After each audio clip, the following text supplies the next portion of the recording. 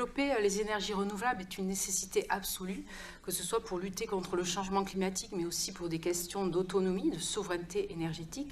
Mais les installations doivent être faites avec intelligence. Vous avez produit, comme la loi le demande, des cartes de zones identifiées comme zones d'accélération pour le développement des énergies renouvelables. Et je vous avoue que je suis déçue, mais pas surprise, que vous n'ayez pas écouté sur le solaire photovoltaïque des parkings.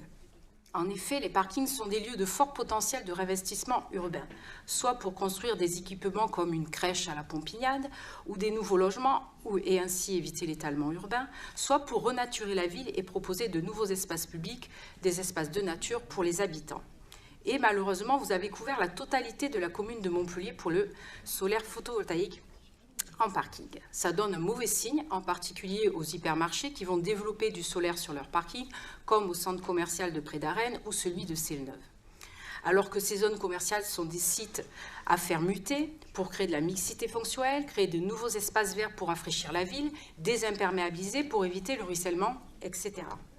Une fois les panneaux installés, vous bloquez toute mutation pour 20 à 40 ans, soit la durée de vie des panneaux.